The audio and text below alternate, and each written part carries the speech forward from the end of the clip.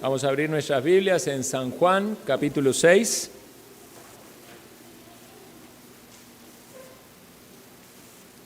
Vamos a leer San Juan, capítulo 6, desde los versículos 1 al 15.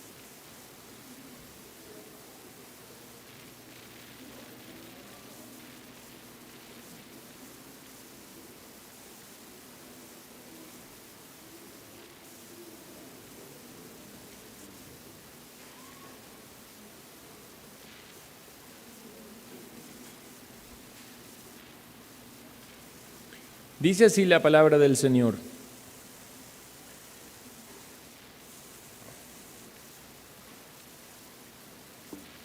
Después de esto, Jesús fue al otro lado del mar de Galilea, el de Tiberias, y le seguía gran multitud porque veían las señales que hacía en los enfermos.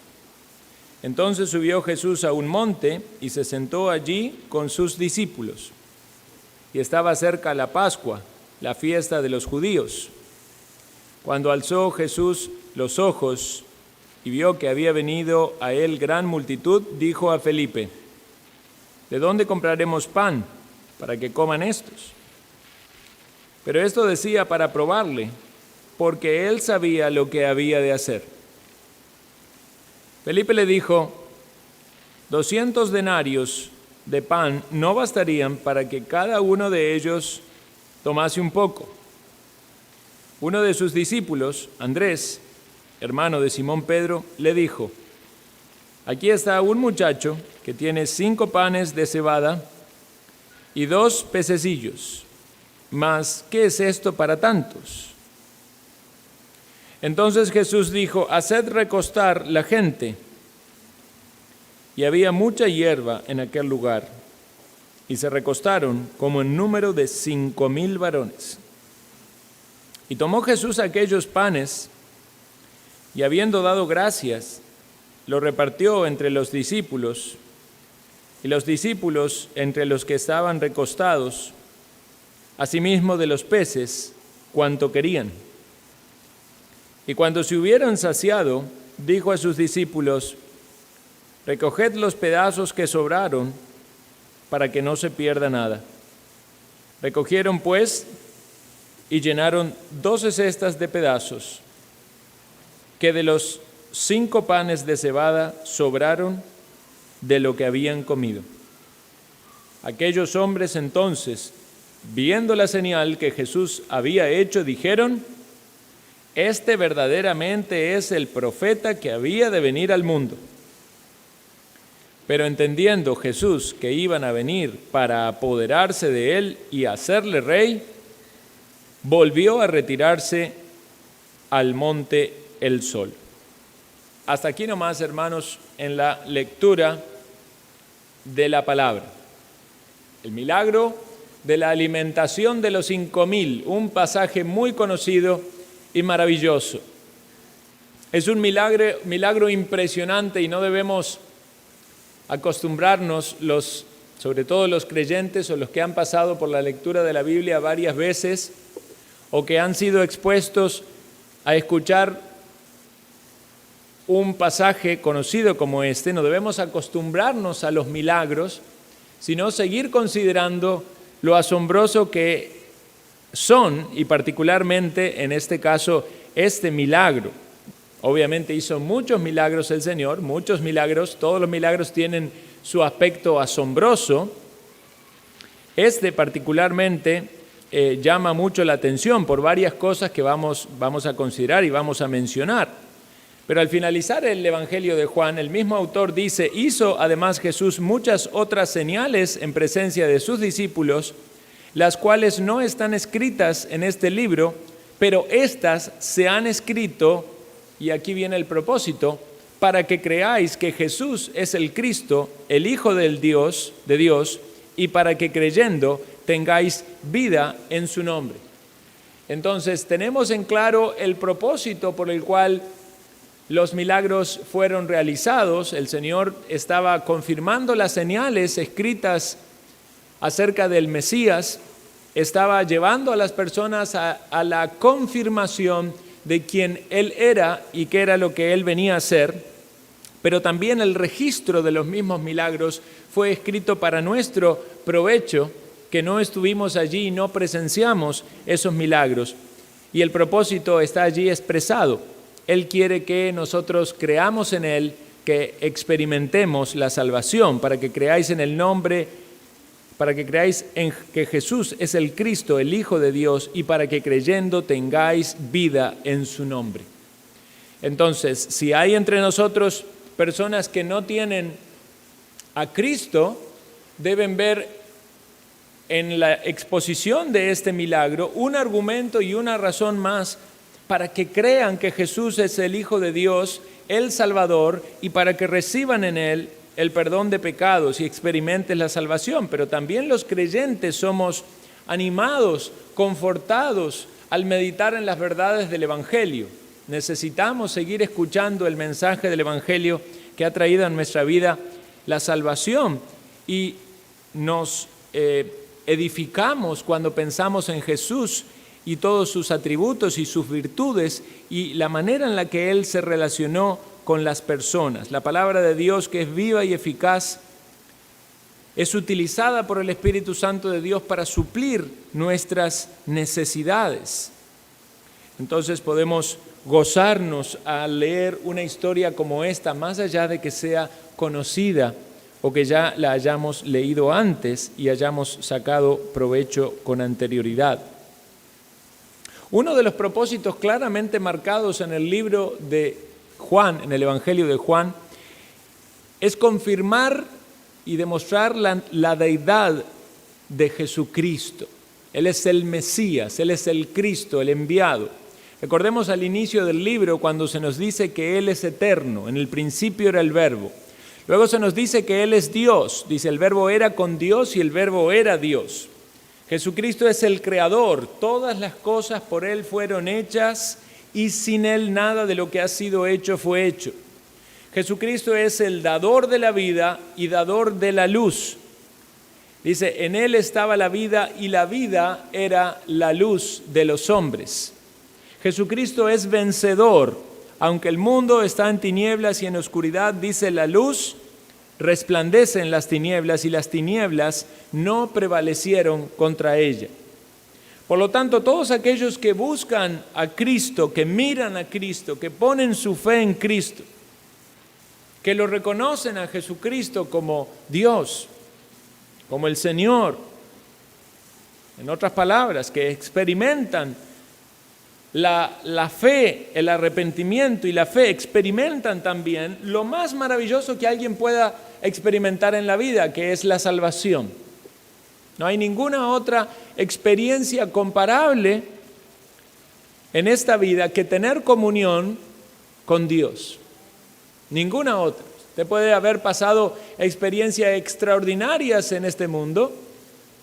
Usted puede haber pasado de la pobreza a la riqueza. Usted puede haber sido sanado de una enfermedad terrible. Usted puede haber experimentado el grado quizás de emoción o afecto por alguna persona de manera sorprendente, pero nada va a ser comparado a la experiencia de la salvación en Cristo, porque eso no solamente tiene que ver con la transformación de su interior realizada por el Espíritu de Dios, sino también con estar en relación con Dios, con ser hechos hijos de Dios, estar en paz con Dios. Y espero que todos aquí hayan experimentado la conversión, la salvación, y si no lo han hecho, puedan ver en la palabra de Dios el mensaje de Cristo llamándoles. Es una obra de gracia, nunca es el resultado de nuestras obras. Por eso nos dice el mismo texto que aquellos que son hechos hijos de Dios, más adelante dice que son engendrados de Dios, no es de voluntad de carne, de voluntad de varón, no es de propia voluntad, es de Dios. Aunque en la experiencia el pecador está acercándose a Cristo o está buscando a Cristo, es Dios el que le está atrayendo así. Entonces vemos que el propósito de estos milagros era que las personas creyesen que Él era el enviado de Dios, que es Dios y que venía a hacer algo mucho más grande que ese milagro en sí mismo. Era algo mucho más maravilloso que el hecho de que alguien tuviese para comer, aunque esto es sumamente sorprendente. Se confirmaban por medio de los milagros las Escrituras, pero sobre todo se confirmaba que Él era el que Dios había enviado, el Mesías. El mismo Juan el Bautista, cuando estuvo en la cárcel, mandó a preguntar en su momento de conflicto interior: ¿eres tú el que había de venir o esperaremos a otro? ¿Y cómo respondió el Señor? Antes de decir palabra, con obras. Esa misma hora sanó a muchos de enfermedades y plagas y de espíritus malos, y a muchos ciegos les dio la vista. Y respondiendo Jesús le dijo: id, haced saber a Juan lo que habéis visto y oído. Los ciegos ven, los cojos andan, los leprosos son limpiados, los sordos oyen, los muertos son resucitados, y a los pobres es anunciado el Evangelio. Entonces había un propósito en medio de todas esas obras, la confirmación de que Él era el enviado de Dios, el Mesías, el Salvador, y Jesucristo es Dios. El sermón pasado, que fue hace 2 semanas, hablamos de los testimonios que Jesús presentó frente a los judíos. Las mismas palabras de Jesús, el testimonio de Juan, el enviado de Dios, el testimonio del Padre y las mismas obras. Todos argumentos para que las personas se convenciesen de que Jesús es el Salvador y de que Él es digno de adoración y que nuestras vidas deben ser rendidas a los pies de Él. Por eso el Señor quiere la fe en las personas. Él quiere ese creer en Él, ese seguirle, esa humildad de reconocerlo a Él como Señor. Pero vemos tristemente que entre muchos de los que estaban allí en Israel había cierto rechazo hacia Jesús, principalmente brotando de los religiosos. Se oponían a Jesús porque también Jesús estaba identificándose con la misma línea del mensaje de Juan el Bautista, y Juan el Bautista les había llamado al arrepentimiento. Entonces ellos tampoco querían arrepentirse. Cuando viene el Señor, predica más arrepentimiento, purifica el templo, saca a todos los vendedores y dicen: esta es la casa de mi Padre. Y entonces ellos lo atacan a Jesús por querer demostrar que Él era Dios, por hacerse, según ellos, hacerse pasar por Dios. Efectivamente, Jesús estaba dando testimonio de su deidad. Y otras personas le seguían, pero le seguían por un interés netamente natural, material. ¿Por qué le seguían? Porque querían ser libres de sus enfermedades, porque tenían necesidades materiales. Sin embargo, había un pequeño grupo, el de sus discípulos, que habían identificado a Él como el enviado de Dios, que creían en Él, que lo reconocían como el Mesías, y aunque su fe iba madurando porque todavía tenían muchas cosas que necesitaban ser instruidos, estaban al lado de Él, habían respondido a su llamado. Hermanos y amigos, este milagro es único, es maravilloso, está en los 4 evangelios. Solamente la resurrección se cita en los 4 evangelios como otro milagro. Este es un milagro masivo, porque fueron aproximadamente 20,000 personas. Cuando dice que eran 5,000, eran 5,000 hombres. Y es obvio que si había allí hombres, también había mujeres, inevitablemente había niños. Casi todos los comentaristas coinciden que era una gran multitud. Hasta hoy en día, pensar en 20,000 personas casi que es pensar en un estadio completo, ¿verdad? Fue un milagro masivo.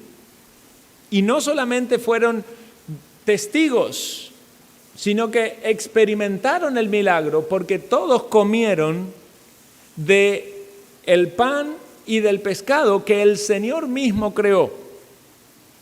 Fue un acto creativo. Se habla de la multiplicación, ¿verdad? Pero como si uno pudiera multiplicar un pan. O sea, es un acto creativo.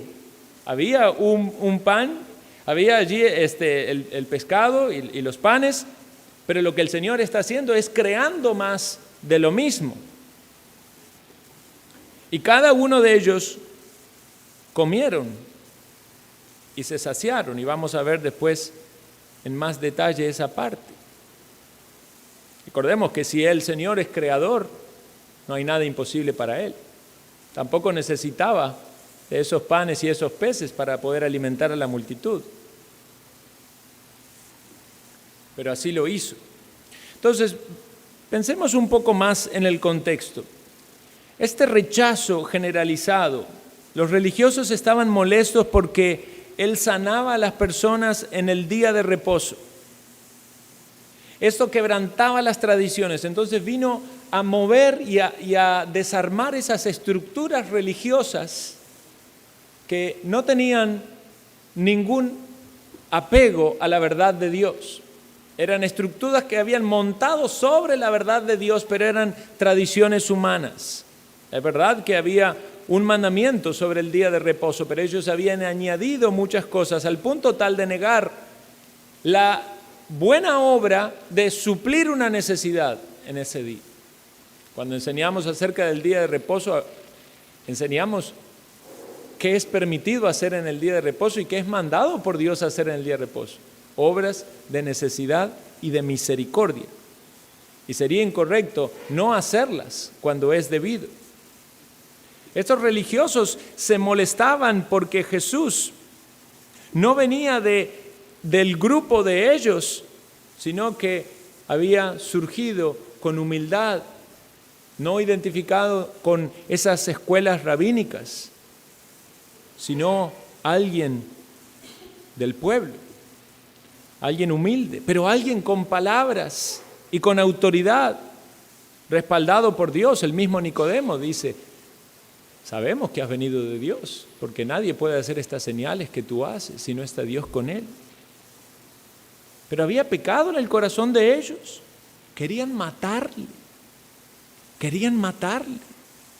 No reconocían que era Dios, que era el Salvador. No aceptaban sus palabras, no se arrepentían de sus pecados. Y esa es la razón por la cual Jesús muchas veces desplazó su ministerio desde Jerusalén hacia Galilea. Y aquí vemos en este texto que estamos ubicados en la parte norte, en el mar de Galilea. Dice el de Tiberias, llamado así por el emperador Tiberio. Evidentemente esto era producto de todo ese rechazo que lo vimos en el capítulo anterior, toda esa argumentación. Había pasado bastante tiempo. El versículo 4 se nos dice que estaba cerca la Pascua, la fiesta de los judíos. En el capítulo 5 habíamos mencionado también que era posiblemente la fiesta de la Pascua o la de los tabernáculos, posible entre 6 meses y 1 año entre estos dos textos. Pero el Señor se fue a esa región y en esa región hizo su obra, dio su testimonio y su popularidad crecía cada vez más. No solamente entonces por la oposición al sistema religioso, sino también por los milagros que Él hacía y por las palabras que Él decía. Veamos aquí este texto, dice: Jesús fue al otro lado del mar de Galilea, el de Tiberias. Esto implica que Él cruzó en la barca, seguramente alejándose después del tiempo de ministerio, de hacer de sus obras, de sus enseñanzas, de sus milagros. Pero la multitud fue aún así caminando a buscarle. La fama y la popularidad del Señor era enorme.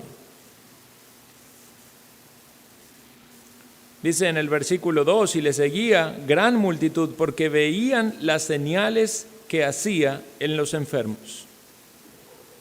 Y debemos entender aquí que mayoritariamente había una búsqueda por una necesidad que estas personas tenían, más que por reconocerle a Él como verdadero Dios, como Salvador.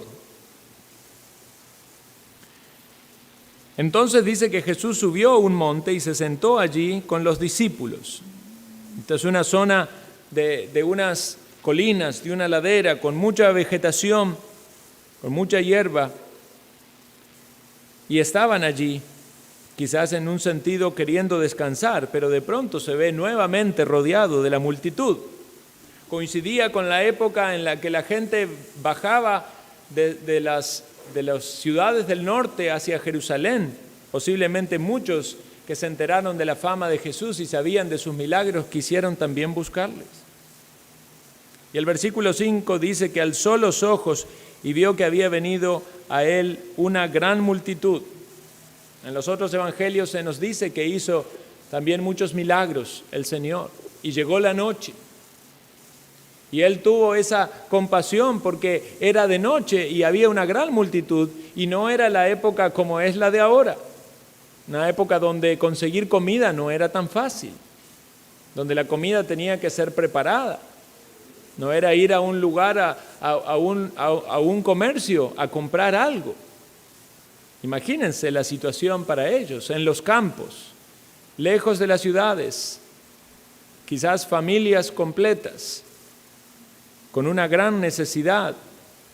Muchos que habían ya recibido la bendición del Señor, de las sanidades, pero ahora se planteaba otra situación, ¿qué hacer con ellos? Y el Señor quiere probar la fe de los discípulos. Por eso dijo a Felipe, ¿de dónde compraré? Versículo 5, cuando alzó Jesús los ojos y vio que había venido a él gran multitud, dijo a Felipe, ¿de dónde compraremos pan para que coman estos? Versículo 6 está la explicación. Pero esto decía para probarle, porque él sabía lo que había de hacer. Hermanos, ¿cuántas veces el Señor nos pone a prueba? Porque Él quiere que nuestra fe sea estimulada. Cuando pasamos por pruebas, por adversidades, lo que está poniéndose a prueba es nuestra fe. ¿Dónde está nuestra confianza? Y nuestra fe y nuestra confianza va a estar directamente ligado al conocimiento que tengamos del Señor. Ahora, muchas veces el conocimiento no va a ser suficiente porque no se hace una correcta conexión entre el conocimiento y la aplicación de ese conocimiento. ¿Habían visto los discípulos que el Señor había hecho milagro? Evidentemente, hasta en ese momento. Ellos habían visto la transformación del agua en vino en Caná de Galilea. Ellos habían visto cómo el hijo de un noble había sido curado a la distancia. Ellos habían visto cómo un paralítico por 38 años postrado había sido sanado. Ellos sabían que el Señor tenía poder. Sin embargo, todavía no podían hacer esa conexión de en qué momento y de qué forma el Señor iba a aplicar ese poder milagroso a las circunstancias en las que ellos vivían. Y el Señor está desafiando allí la fe de ellos. Y les habla de comprar pan. ¿De dónde compraremos pan para que coman estos? Eso decía para probarle. Seguramente ellos empezaron a pensar en dinero. ¿Cuánto dinero se necesitaría? Eso es lo normal, ¿verdad? Si hablamos de comprar, tenemos que pensar en cuánto dinero. Y Felipe responde, 200 denarios de pan no bastarían. Un denario era el salario de un jornal. O sea, ni aunque tuviera el salario de casi un año, no podríamos alimentar a esta multitud. Es mucha gente. Y es posible que hayan ido a consultar allí a la multitud, a ver qué provisiones había. Pero la gente no había venido preparada, no era un día de paseo por el campo donde cada cual llevaba su alimento. Y esto deja por el piso esa idea equivocada de interpretación de este pasaje que han tomado con la teología liberal, diciendo de que este pasaje en realidad lo que está enseñando no es que Jesús hizo un milagro, sino que debemos compartir, porque lo que cada uno hizo en este momento de todas esas personas es que cada uno sacó su comidita y compartió con el resto. Eso es negar el milagro del Señor. Queda claro aquí que no había más comida. Solamente ese niño que fue hallado y que tenía 5 panes de cebada y 2 pececillos. Casi que era irónico pensar en esa comida.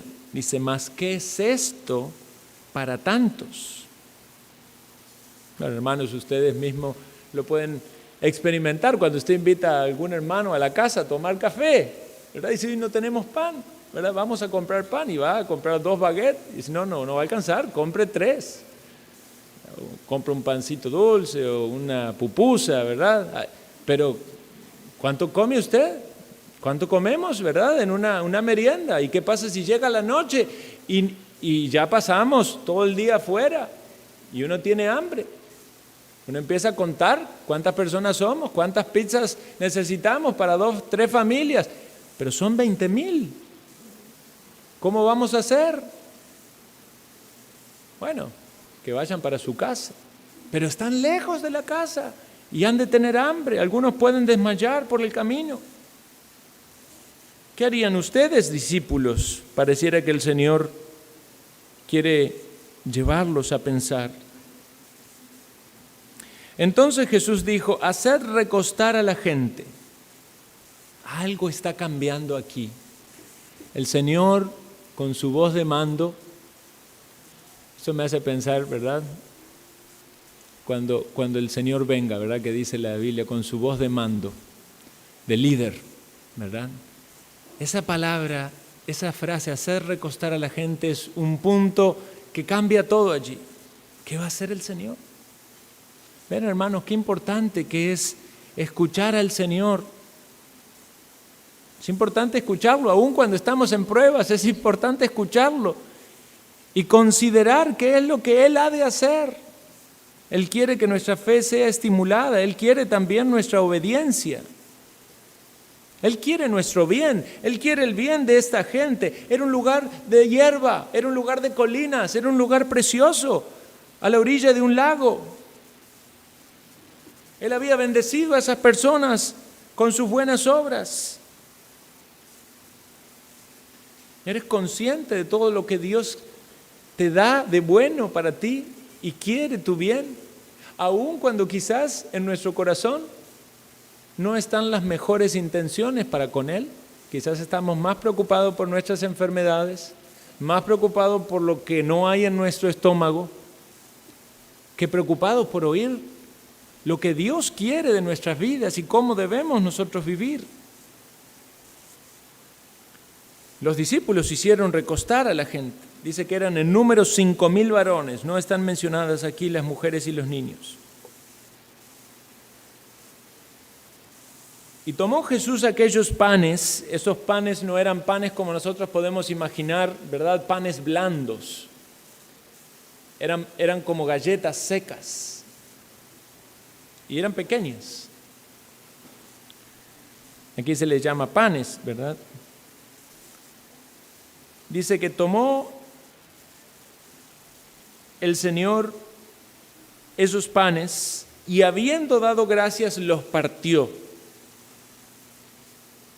los repartió entre los discípulos y los discípulos entre los que estaban recostados.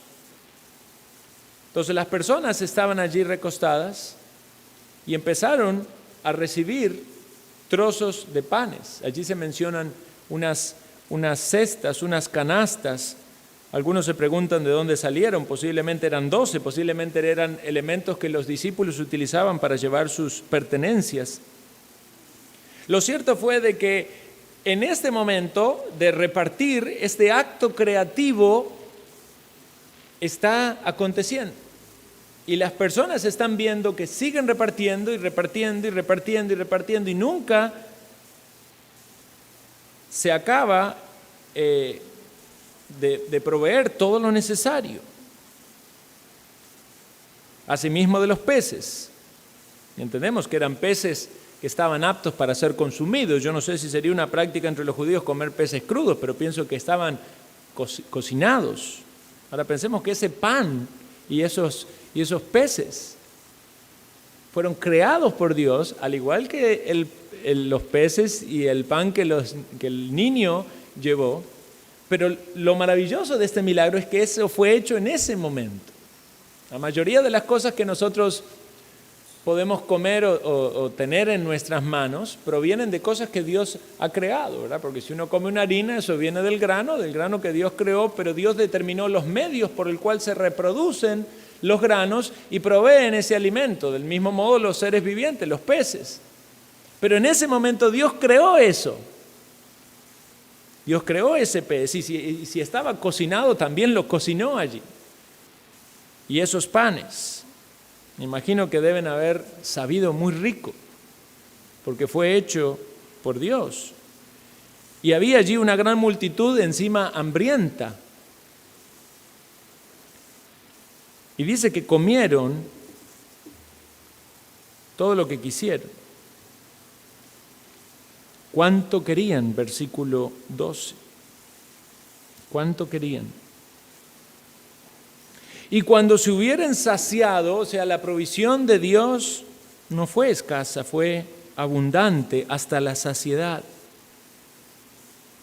Dijo a los discípulos: recoged los pedazos que sobraron para que no se pierda nada. Es interesante esto, aquí puede haber otro principio también de administración, de las cosas que Dios da y que no haya un desperdicio, que se recoja. Otros teólogos dicen que eso que recogieron, que fueron exactamente 12 cestas, era el alimento que ahora iban a comer los apóstoles, que eran 12.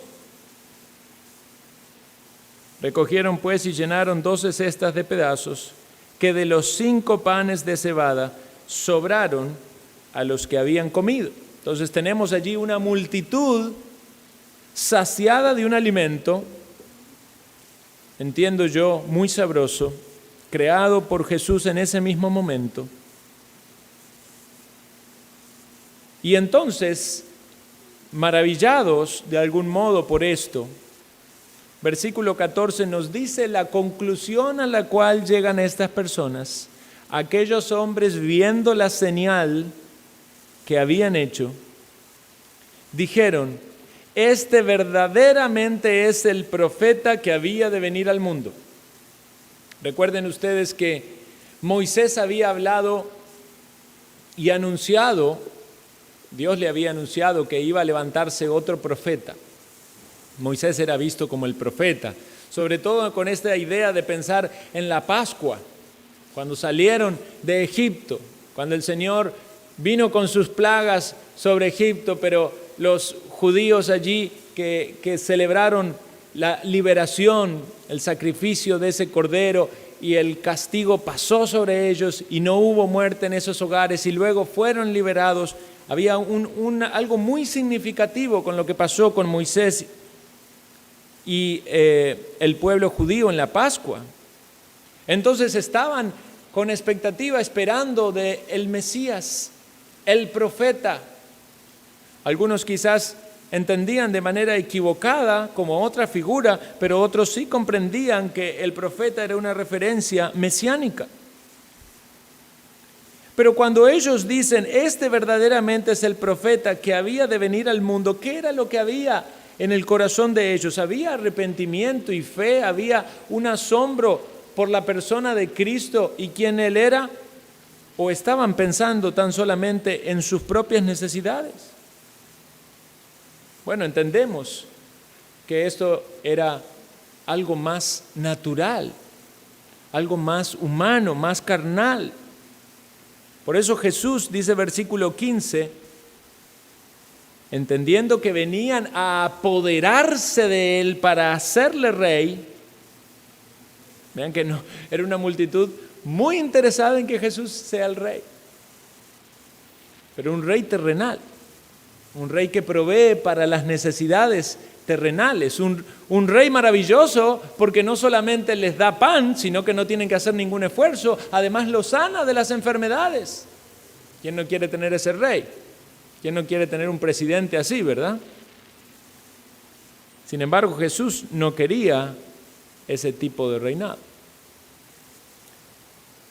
Dice que volvió a retirarse al monte solo.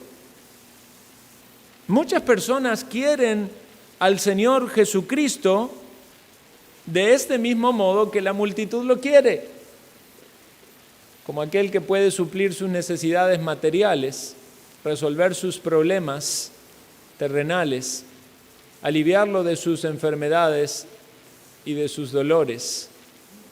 Pero eso no necesariamente significa que hay una fe verdadera. Esa era una gran multitud que podía ver una vez más, comprender y experimentar. Ellos podían decir: yo he comido del pan que el mismo Señor Jesucristo creó allí y del pescado que Él hizo allí. Pero estaban con su mentalidad puesta tan solo en esas cosas terrenales.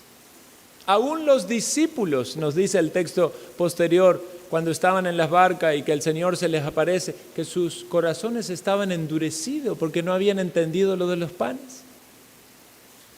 Estas personas sin duda se vieron sorprendidas por este milagro, pero no llegó a calar lo suficientemente en el corazón de las personas para que comprendiesen el verdadero significado espiritual. No obstante, era necesario que Jesús realizase todas estas señales, pero recordemos que el propósito estaba en que creyesen en Él.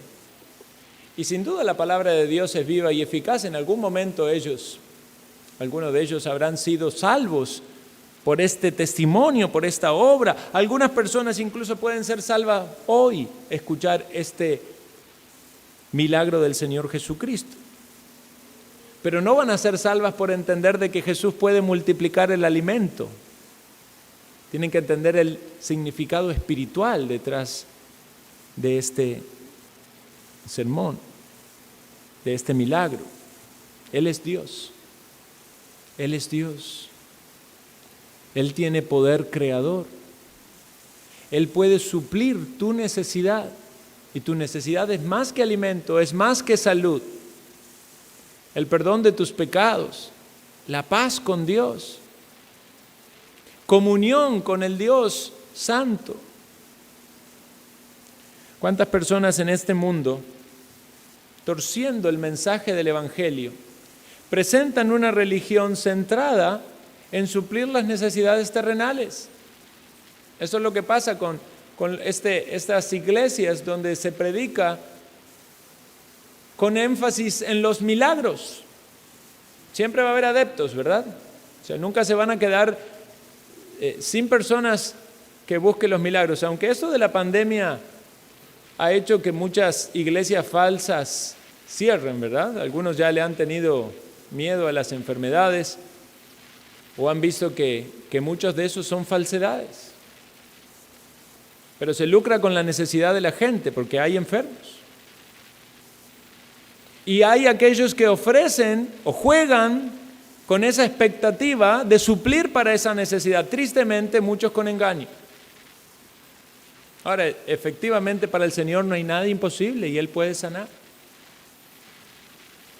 Pero cuando se le da a la gente lo que la gente quiere, tan solo porque quiere ser saciada o recibir su bendición material o natural, y no se presenta el mensaje del Evangelio verdadero, entonces esas personas siempre van a estar ansiando más de esta vida. No quieren una comunión real con Cristo, no quieren el perdón de sus pecados, no quieren seguirle a Él y amoldar su vida a lo que Él dice. Lo que quieren es recibir bendición. El Señor aquí está demostrando de manera maravillosa que Él puede suplir las necesidades de su pueblo. ¿Está usted enfrentando necesidades materiales, de salud, de todo tipo? El Señor puede suplirlas, no hay ninguna duda de eso. Pero mucho más importante es que veamos a Jesucristo como el Mesías, como el Señor, como el Salvador, como aquel al cual nuestra vida debe someterse para adorarle, para seguirle, para reconocerle nuestro Dios y nuestro Señor. ¿Te ha sorprendido al pensar en la obra de Cristo, lo que Él hizo por ti? Cuando el Señor Jesús murió en la cruz, Dios estaba proveyendo pan pan para nuestra alma, que sacia nuestra alma de algo que de ningún otro modo puede ser satisfecho. ¿Qué ha de darte en esta vida lo que solo Cristo puede darte? Teniendo aún todas las cosas materiales, teniendo salud, teniendo recursos económicos, teniendo prosperidad, teniendo fama, ¿de qué servirá eso si cuando tu vida terrenal finalice has de tener que encontrarte frente al juez, al legislador y dar cuenta por tus obras? ¿Has hallado el perdón de tus pecados en Cristo? ¿Has hallado el alimento de vida espiritual? El verdadero maná, el pan del cielo. El Señor Jesús quiere que sepamos que Él tiene poder y quiere probar también nuestra fe y desafiarnos a considerar cómo Él ha de actuar en medio de nuestras circunstancias. Esa es otra de las grandes aplicaciones de este texto. ¿Cómo el Señor ha de actuar en tu vida? Sí, es verdad, Él quiere ayudarte con tus cosas materiales, pero ¿cómo ha de actuar para proveer en tu corazón aquello que necesitas? ¿Estás expectante de eso para tu vida espiritual? Él puede decirte de dónde vas a sacar los recursos, dónde vas a comprar pan. Pero Él tiene los recursos, Él tiene el poder. Y Él quiere que confíes en Él. Los discípulos ya deberían haber dicho: oh Señor, tú has hecho tantos milagros. Y nos preguntas a nosotros de dónde vamos a comprar pan. ¿Es acaso eso necesario si tú eres el proveedor y creador? Todas las cosas están en ti, aquí estamos, dinos y haremos lo que nos digas. Pero en ti está la respuesta. Parece como nosotros también, apenas vienen las pruebas ya empezamos a buscar de dónde, qué hacer, un lado por el otro, y no miramos hacia el cielo y reconocemos que es Él de quien brotan todos los recursos, todas las fuerzas, toda la capacidad en nuestras propias luchas espirituales. Pensamos en todo lo que nosotros tenemos que hacer y esforzarnos y no miramos a aquel que es el proveedor. Quiera el Señor ayudarnos a ver en este texto este Dios todopoderoso que creó los cielos y la tierra, que se manifestó en este mundo, que fue compasivo de las necesidades materiales individuales, pero que quiere hacer mucho más y quiere que nuestros corazones le adoren. Le hemos de adorar, lo hemos de reconocer. Y si hay alguien que aún no tiene a Cristo, Él quiere ser rey primero en tu corazón. No le busques a Cristo por lo que te puede dar su mano. Búscalo a Cristo porque Él fue clavado en la cruz y porque puede salvarte. Y sin duda que la mano de Cristo estará para todos aquellos que están en Él. Pero que tu búsqueda de Cristo sea sincera, sea para estar en paz con Dios. Oremos. Gracias, Señor, por Jesucristo, nuestro Salvador. Dios eterno, nuestro Señor. ¿Cuántas veces en nuestro diario caminar no entendemos que Él nos está probando, que quiere ver nuestra fe en funcionamiento, que quiere que recordemos cómo Él ha obrado en nosotros y todo lo que nos ha enseñado en su palabra? Ayúdanos, Señor, para que nuestra fe crezca. Ayúdanos a recordar su poder, su amor, su misericordia. Ayúdanos como siervos de Jesucristo a estar dispuestos a hacer todo lo que nos manda. Y si hay personas que aún no han recibido la salvación, oh Señor, que miren más allá de su propia necesidad física y que vean su necesidad espiritual, porque en Cristo la tendrán satisfecha. Bendice, oh Dios, a tu pueblo. Síguenos hablándonos con tu palabra. Lo pedimos en el nombre de Jesucristo. Amén.